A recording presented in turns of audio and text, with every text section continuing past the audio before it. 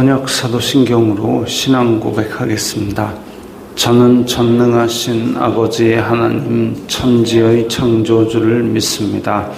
저는 그분의 유일하신 아들 우리 주 예수 그리스도를 믿습니다. 그분은 성령으로 잉태되어 동정녀 마리아에게서 나시고 본디오 빌라도에게 고난을 받아 십자가에 못 박혀 죽으시고 장사된 지 사흘 만에 죽은 자 가운데서 다시 살아나셨으며 하늘에 오르시어 전능하신 아버지 하나님 우편에 앉아 계시다가 거기로부터 살아있는 자와 죽은 자를 심판하러 오십니다. 저는 성령을 믿으며 거룩한 공교회와 성도의 교제와 죄를 용서받는 것과 몸의 부활과 영생을 믿습니다. 아멘. 거룩하신 하나님 아버지 감사합니다. 간밤에도 편히 쉬게 해주시고 새벽에 기도하는 자리에 불러주시니 감사합니다. 이 시간 저희들 마음 중심으로 주님을 경외하게 하여 주시옵소서. 예수님 이름으로 기도드리옵나이다. 아멘. 찬송가 358장입니다.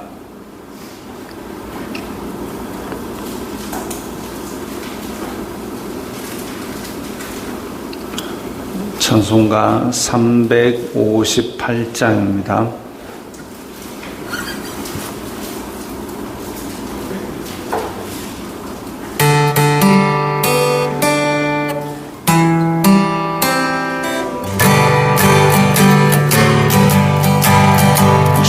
진리 위해 십자가 무기 하늘 높이 들고서 주님 사되어 영스럽게 찬송하며 나가세 나가세 나가세 주 예수만을 위하여 목숨까지도 바치고 싸움터로 나가세 원수들이 비록할지라도 주의 불이 붙잡고 주의 진리 위에 용기라하여 분발하여 싸우세 나가세 나가세 주 예수만을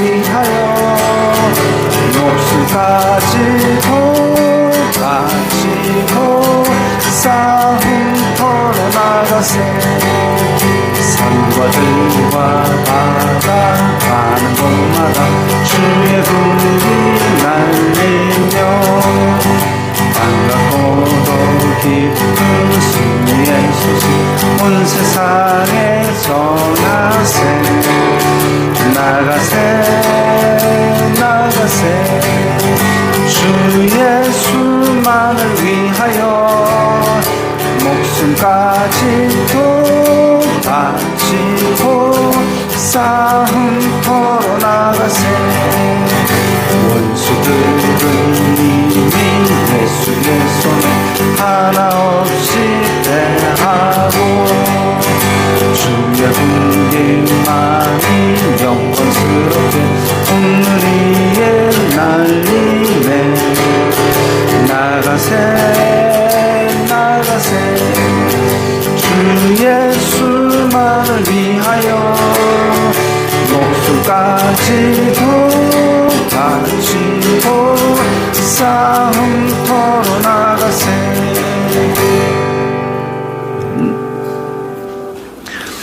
오늘 말씀은 사도행전 21장 1절부터 9절까지의 말씀입니다.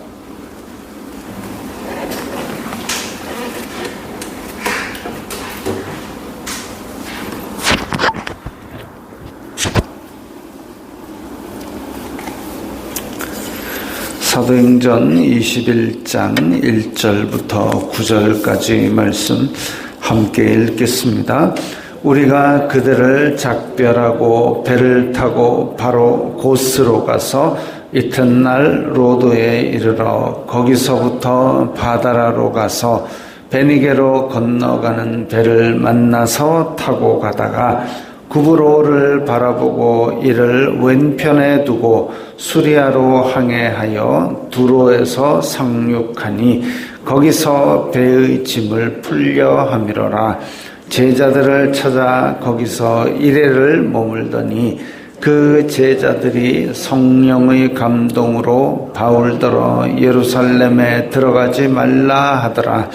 이 여러 날을 지낸 후 우리가 떠나갈새 그들이 다 그 처자와 함께 성문 밖까지 전송하거늘 우리가 바닷가에서 무릎을 꿇어 기도하고 서로 작별한 후 우리는 배에 오르고 그들은 집으로 돌아가니라.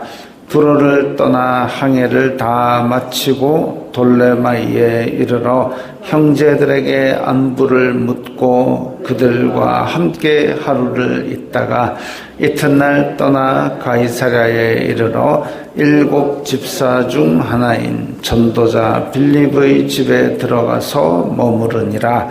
그에게 딸 넷이 있으니 처녀로 예언하는 자라. 아멘.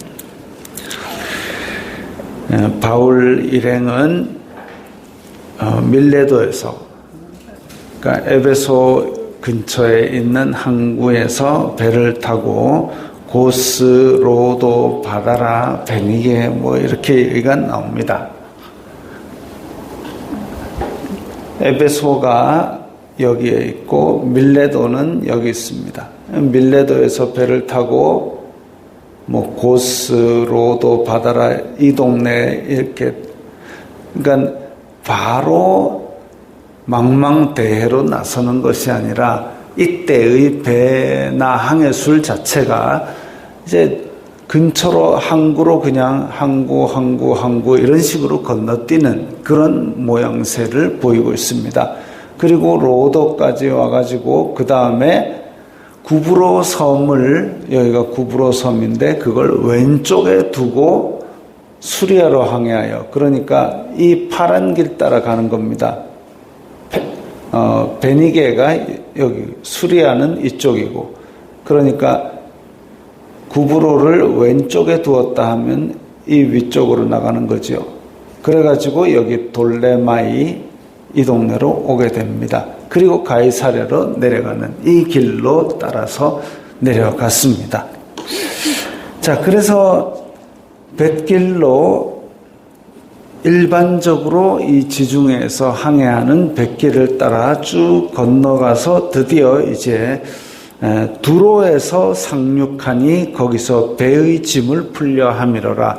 이스라엘 지형 자체가 이스라엘 사람들이 이제 이스라엘에는 이 서쪽만 해안선을 따라 바다를 접하고 있고 나머지는 바다를 접하지 않고 있죠. 근데 서쪽에서 남쪽은 옛날부터 블레셋 사람들이 점령한 땅이었고 그 위쪽은 뱃길은 거의 두로와 시돈이 장악을 하고 있었습니다.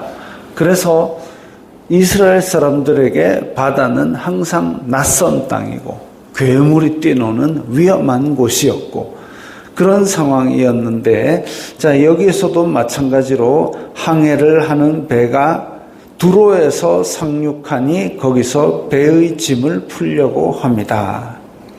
그러고 나서 오늘 본문에 보면 제자들을 찾았고 형제들을 찾았고 전도자 빌립의 집을 찾았습니다.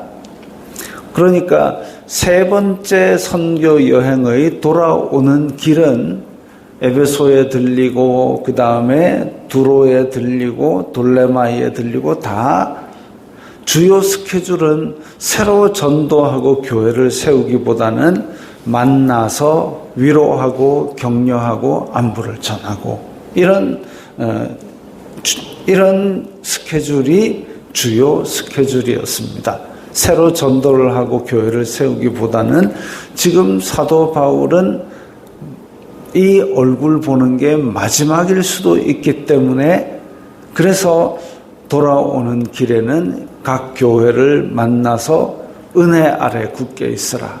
사나운 이리가 들어올 수 있으니까 그것들을 잘 견디고 이겨낼 수 있도록 교회를 격려하는 일에 지금 최선을 다하고 있습니다.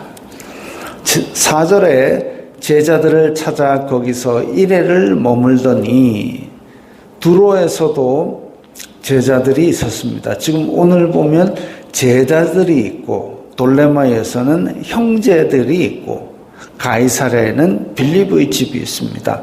제자가 있고 형제가 있고 빌립이 있고 뭐 따로 특별히 제자는 뭐 사도 바울이 키웠고 형제는 그냥 뭐 같이 지체고 이렇다기보다는 그냥 그 지역에 그 지역마다 교통의 요충지마다 이제는 교회 공동체들이 있고 그 공동체들이 바울을 알고 있을 정도로 서로 연결하고 친밀하게 교제를 나누고 있다라고 볼 수 있죠. 우리는 예수 그리스도가 우리 교회 공동체의 머리 되심, 그리고 우리는 그의 손과 발 지체됨을 믿습니다.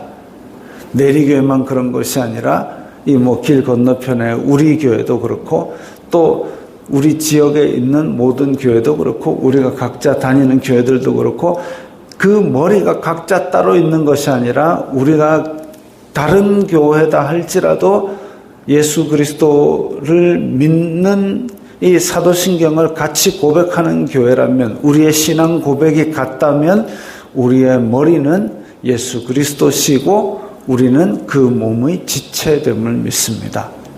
그리고 영적으로 그리고 이런 교제를 나누고 그러므로 말미암아 우리는 이 전체 교회가 하나님 안에서 한 몸임을 믿는다는 거죠. 그래서 우리는 서로가 다 제자이고 형제이고 복음 전하는 일에 동역하는 사람들입니다. 그러니까 우리도 서로 만나면 안부를 전하고 서로 위로하고 격려하고 권면함이 마땅하죠. 제자들을 찾아 거기서 이래를 머무는데 그 제자들은 성령의 감동으로 바울더러 예루살렘에 들어가지 말라 하더라. 성령께서 바울에게 예루살렘으로 올라가지 말라 한 게 아니라 이 제자들에게 성령님께서 가르쳐 주신 거죠. 바울이 이제 예루살렘에 올라가면 고난을 당하고 잡혀서 로마로 갈 것이다. 그걸 알려주신 겁니다. 그러니까 제자들은 바울을 사랑하는 마음으로 거기 가면 고생한답니다. 가지 마세요. 여기 우리와 함께 있어요. 이런 식으로 저지한 거죠. 그야말로 목숨이 위태로운 그런 고통의 길에 가는 것에 대해서 누가 기쁘게 가서 고통받아라 이렇게 하겠습니까? 바울을 사랑하는 마음으로 저지한 겁니다. 근데 한편으로는 우리가 예수님과 베드로의 이야기를 생각할 수 있죠. 베드로가 너희는 나를 누구라 하느냐? 예수님께서 너희는 나를 누구라 하느냐? 베드로가 주는 그리스도시요 살아계신 하나님의 아들입니다. 그러니까 예수님께서 기뻐하셔가지고 야, 이것을 너에게 가르쳐 준 것은 네 생각에서 나온 게 아니라 하나님의 말씀으로 나온 것이다 하고 기뻐하셨습니다. 그러고 나서 얼마 안 있어서 내가 이제 예루살렘에 올라가서 고난당하고 죽어야 하리라 이러니까 베드로가 예수님 절대 그러지 마세요. 그건 예수님께 손 하나도 까딱하면 내가 가만두지 않겠습니다. 가지 마세요. 죽지 마세요. 이러니까 예수님께서 바로 아까는 그렇게 칭찬하셔놓고 베드로에게 사탄아 내 등 뒤로 물러가라. 바로 꾸중을 하셨습니다. 왜? 예수님께서 십자가에 달려 돌아가시는 것이 하나님의 뜻을 이루는 것인데 그걸 정면으로 막아서고 있기 때문에 사도 바울도 마찬가지로 지금 예루살렘에 가서 고난이 있든 없든 어쨌든 고발을 당해가지고 로마로 건너가는 것이 하나님의 뜻입니다. 그게 언제부터 나왔느냐 하면은 바울이 저 위에 빌립보에서 넘어와서 드로아로 넘어갈 때부터, 바울이 3차 선교 여행에서 이쪽으로 건너올 때부터 바울은 알고 있었고, 그래서 드로아에서부터 이 에베소까지 자기가 혼자 걸어오는 동안 아마도 성령님과 깊은 교제를 통해서 이런 내용에 대해서 더 잘 알게 되었을 겁니다. 이제 가는 곳마다 그걸 성령님을 통해서 깨닫게 된 제자들은 예루살렘에 올라가지 말라고 만류를 하죠. 자기는 알았다 이거죠. 그러나 바울이 고통받고 로마로 가는 것이 하나님의 뜻인지 아닌지에 대한 그 응답은 자기네들은 없었던 겁니다. 그렇다면 만약에 이것이 로마로 가는 것이 하나님의 뜻이기 때문에 바울은 그 길을 가야 된다라는 것까지 깨달았다면 바울을 막아서지는 않았을 겁니다. 바울을 사랑하는 마음은 알겠지만 그렇다고 해서 그 가는 길을 막아선다, 이거는 하나님의 뜻에 대한 거스르는 일이죠. 제자들은 해서는 안 되는 일이죠. 마음만 쓰라리게 왜 거기서 그래 발목을 붙들고 그러면 안 되는 거죠.